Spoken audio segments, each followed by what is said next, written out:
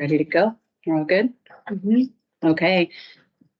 Good afternoon, everyone. Gardner, you are the our only guest so far today. You're joined here with all the OPDC staff. But this is our last caseload reporting office hours for March. Office hours will be continuing through the rest of the year. But this is the last one specifically around caseload reporting. I know that we do have some outstanding questions that have come up in the last couple of meetings that we still need to finalize, and I think then we'll get them posted to the website as well. So if my memory serves me correct, I know, Gardner, you had some questions, which I think we're probably still working on trying to get some answers to. So with that, welcome. Do you have additional questions, comments, or anything for us today? So let me begin. No, I'm just kidding. I did have one question, and I think this is the form for it. We'll get some background noise. Is that just okay? It's probably us because we are in the conference room right on the corner of Commercial and Trade Street, so it gets really loud out here. Life in the big city. Yeah, I was just wondering one thing, which was, and maybe it's just information I need to catch up on, but I know that connected to caseload reporting, there have been talks about incentive bonuses and whatnot. And unlike the previous incentive bonuses for attorney retention, this was different, and it was looking at accelerating the date of reports and whatnot with that. And I was just wondering if there's an update on that program, if anything's occurred. I'd heard that word spread, I think, unfortunately. I think a lot of people through the PCRP system, suddenly they were chattering about it at court, and they seemed to know about it, and then they were sharing it with other people, and then it kind of got a life of its own. And then eventually I heard of that from some people in my office. But the project, the idea of the draft of that idea moving forward, and then I had heard that was not going to be rolled out in the way it had originally been intended. But I just wondered if you had details on that. Sure. So you are correct. So the first draft that was presented to the commission in February did have, the proposal was to move up the caseload report due date to the 5th of the month. And the commission heard lots of feedback on that date. And we also did the listening session mid-February, I think it was February 13th, received additional feedback from providers that moving the caseload report due date to the 5th would cause extreme hardship in a lot of our providers' offices. So we took that feedback, had more internal conversations here within the agency, and we do have 2 policies that will be presented to the commission next week on Thursday, but we have instilled or remained the 20th for the due date for caseload reporting. So that early report date of the 5th is not moving. It's not a proposal moving forward to the commission for this month. So does that answer your question? Yeah. It does. I think it probably answers 99% of it. The only question I had is, I always get nervous that we find out about certain things and then and we have short amount of time to adapt to them. And so I was just wondering if something else is going to be proposed with incentive bonuses and it has some kind of deadline when that's starting. Do you have that information yet? Is there a program that is rolling out and it has a time that it's starting and there are certain things that are expected, just so we can roll that out to the people in our office? So we did put out a communication March 7th, I believe that's the date. We did put out a communication around the proposed policy proposal, and it was that the caseload reports are still due on the 20th, but you need to ensure that all of your reports from July 23 through February 24 are in by March 20th to receive the first round of incentive retention bonus that would be paid out mid-April. So you used the word proposal. Is it a proposal or is it an actual program that's being rolled out at this point? So our policy is a proposal to the commission, and the commission needs to approve what we've proposed, or the commission can make a different recommendation if they do not like what the agency proposed. So, Okay. but So again, time- caseload reporting has not changed. It's still going to be due on the 20th. You just need to ensure that all your caseload reports are in, complete, and successful to the agency from July of 23 through February of 24. Can I ask a couple questions? Sure. It's just about caseload reporting and the portal for submissions. And I apologize, and this is really all I have, so we'll probably be out of here, thankfully for you all, I'm sure. Quickly, I know that different offices submit things differently. They have different procedures within their offices about gathering data and then submitting it. We don't need to go into all that today. But my question is, if we're submitting data from our office and we're submitting reports and say we get an error bouncing back, but there's some delays, and say it's getting closer and closer to the deadline, and then we have to make changes or improvements or adjustments to reports that had errors flown back, do all the errors need to be corrected and then successfully submitted prior to the 20th at this point? Because I know last time I didn't report to the entire group here, but I did reach out, and I think I see someone in the video on the screen up there that responded and helped me out, which was, I think there's like at least a half-hour delay that I was getting even to get a response of whether or not a report had been submitted successfully. And then they did go through, and then I did get those responses. But my fear is there's some deadline, delays are had, and then we have to make adjustments, and then sometimes those require getting just the steps that takes, which I'm sure there's practical steps depending on who created the report, who entered the information, who's submitting it, getting that information corrected, then resubmitting it. And I'm just wondering, is at least at this point, is the idea that all of those corrections, all of those things need to be successfully submitted by the 20th? And by the 20th, is it by 5 p.m.? Is it by midnight? What do you guys consider the 20th? Well, I don't know that we've honestly put a deadline, but to me, it would, if it's long by the 20th, have we ever put, I'm looking at the data team and the analysts. To me, you have till midnight, but because we're not going to look at it till I was the assuming following that since it's day, now a right? digital So the next submission, that it was just kind of like before the digital clock clicks over to another date, it's like you're good to go. So yep. Okay. We want to give everyone every opportunity to get reports in, right? So some people may work late, some people, they just know May the not work at all. deadline, and well, are they? As far as the timing of when you receive a response, typically it will be 10 minutes, 20 minutes, 30 minutes. That's a typical situation. Occasionally there's system outages, which are completely out of our control. And another thing I would note is that if you include any special characters in the name of your file, it will be sort of secretly rejected. You will not get a response back. But that's sort of a rare problem. Special characters that, exclamation points, dollar signs, things like that shouldn't be in the title. Right. Also, Gardner, I don't know if you have any outstanding reports, but the form will be down. Like, you can't submit any forms Friday to Saturday midday. So just keep that in mind.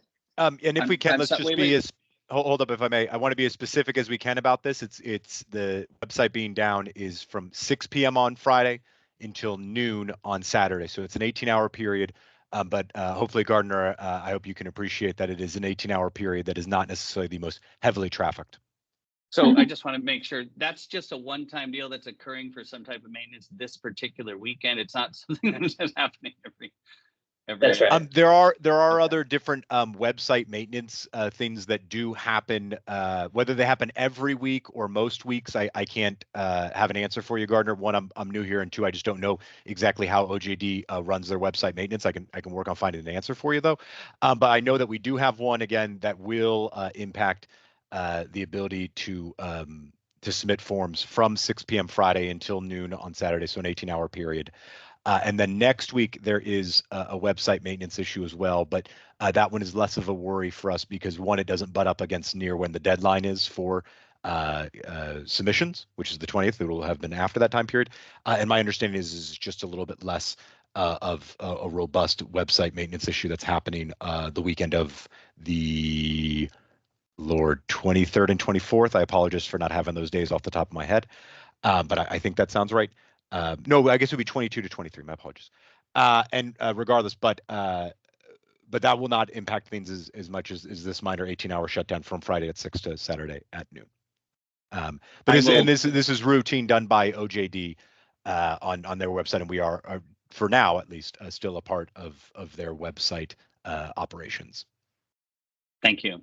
Yep. I was just going to two quick things. One, I'm hoping it is standard and it goes smoothly, because it'd be a shame when there's stress goes up pretty dramatically when there's a change, and if there's a change in actual financial things, which is so rare for, especially for PCRP, because in our office, a number of people in the PCRP system received no benefit from the criminal attorney, public defender incentive bonuses that were rolled out previously. I think they were given as experiments to be handled by different offices differently.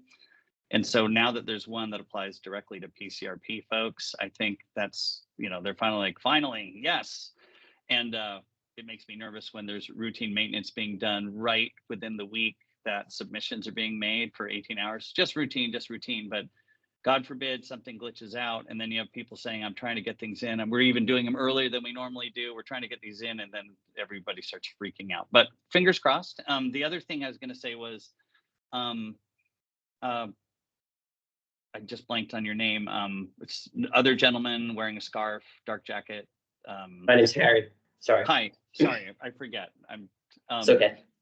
But you had said that I was just going to let you know, just from a practical thing, is when I made submissions for the portal for months, frankly, just until this last month, I'd usually get a response back in 2 minutes or so.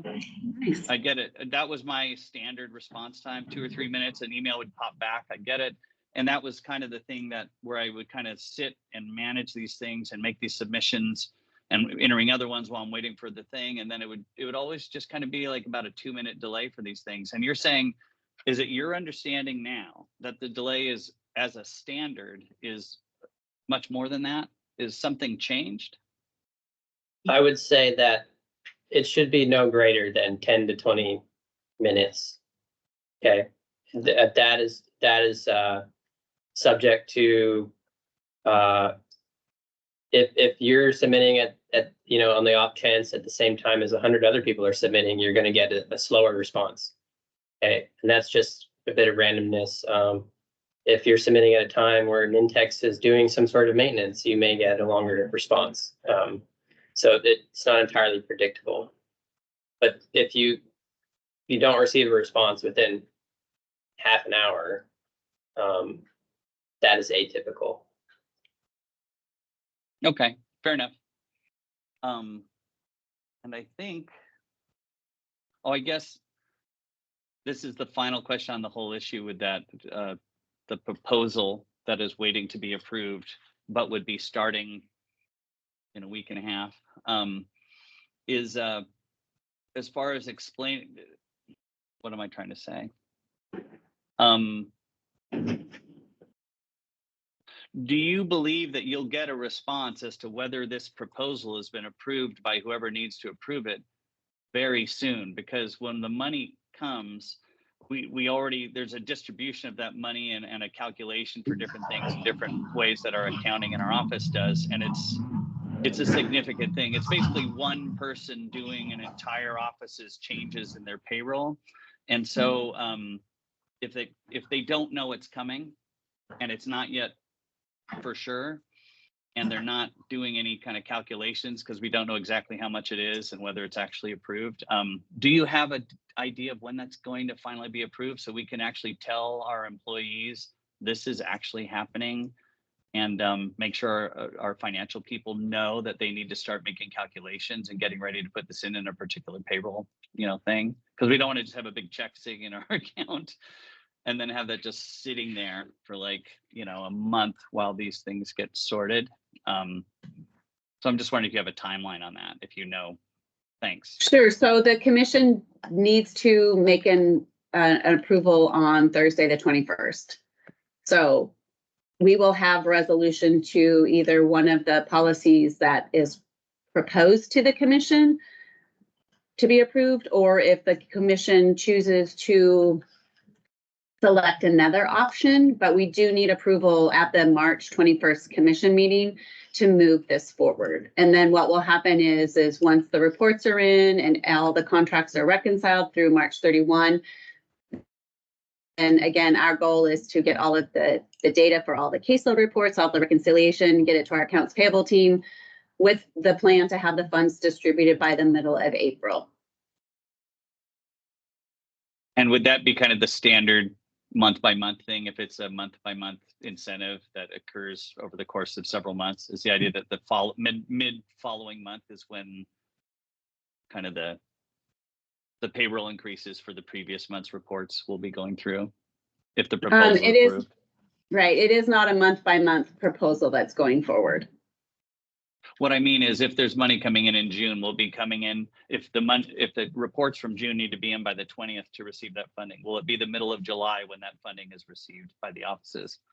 Is that the standard of how the money is going to roll out? Or is it a lump Quarterly? sum? Yes, it would be quarterly if that's, again, it's based on what the commission approves. So there's two different proposals. Yeah. I must that have are a going- misunderstanding of the proposal. I think that's on my end. Yeah. I was understanding that there was similar to the past. Each month, if people were doing what they were supposed to do, then they would receive a certain portion of that, benefit from it financially. And then the next month, if they are doing it right, they'd receive a portion of that, kind of like the incentive bonuses in the previous year for the other folks.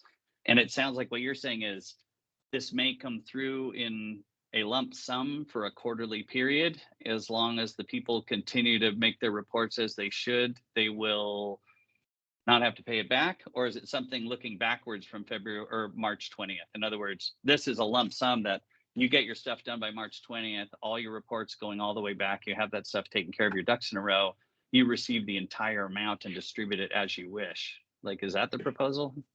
So you would receive your allocated funds.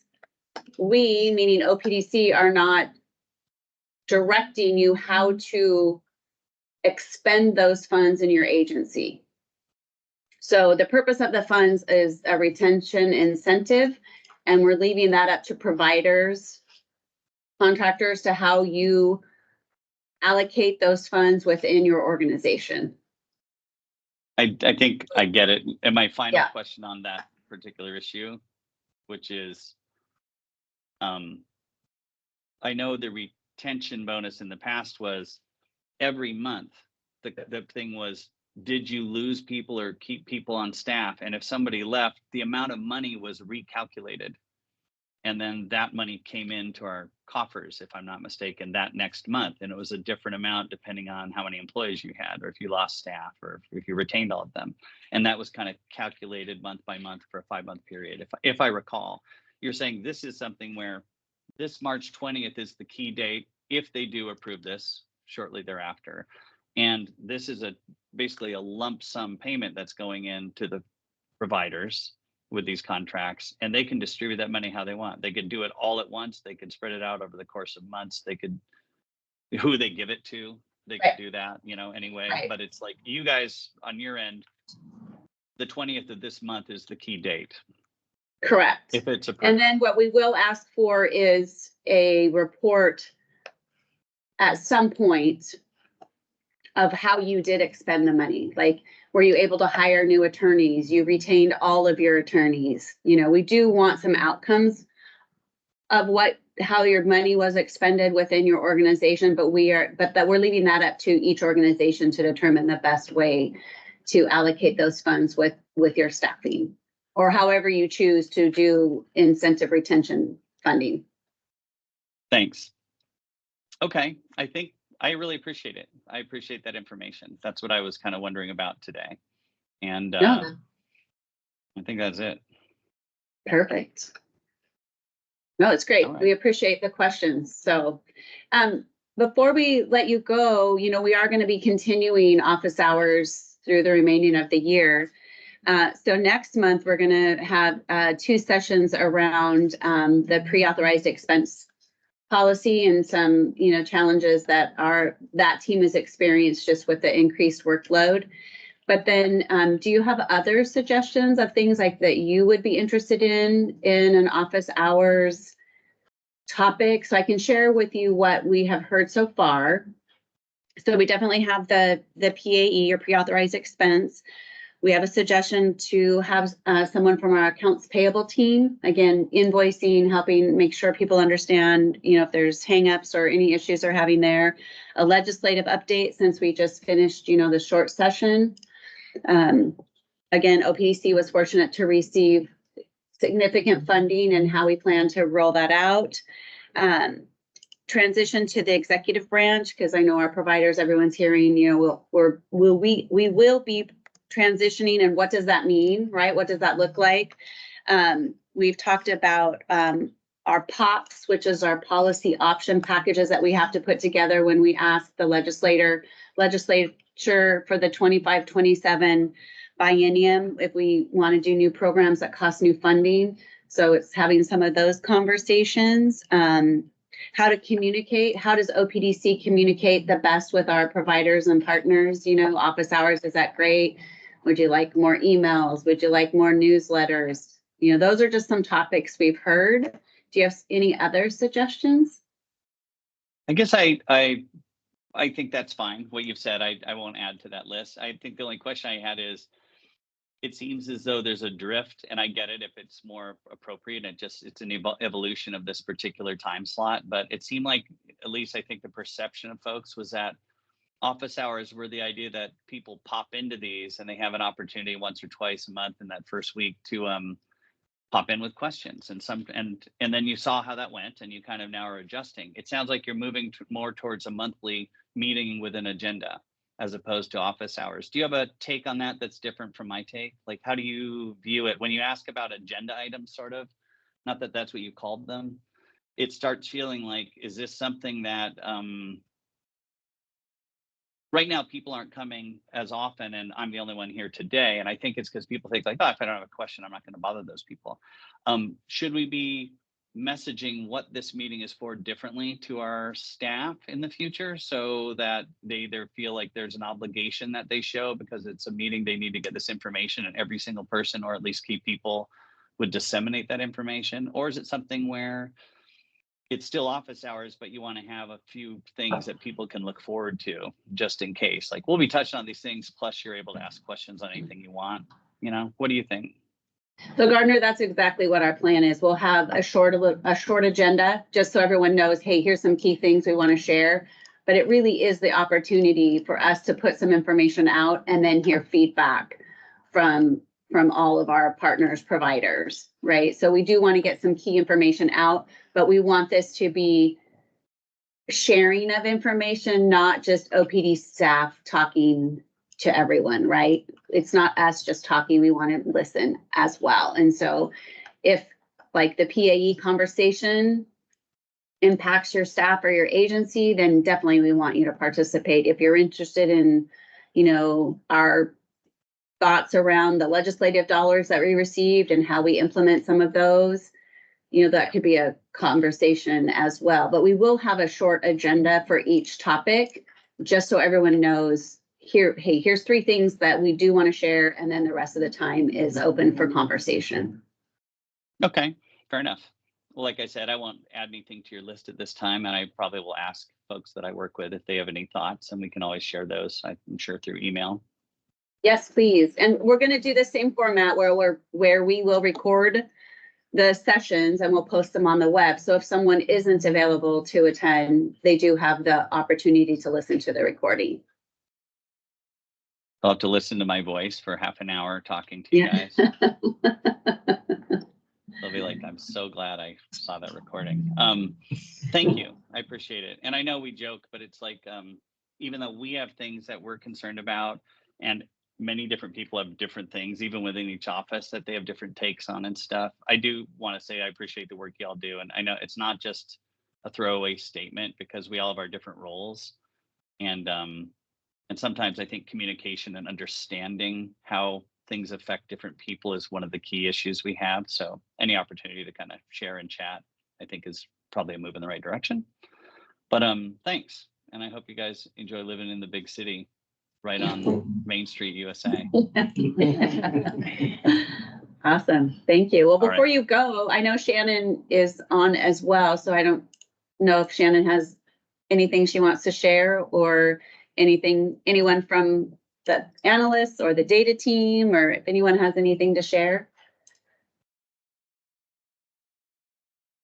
We appreciate you coming, Gardner. Without you, there would be no one else.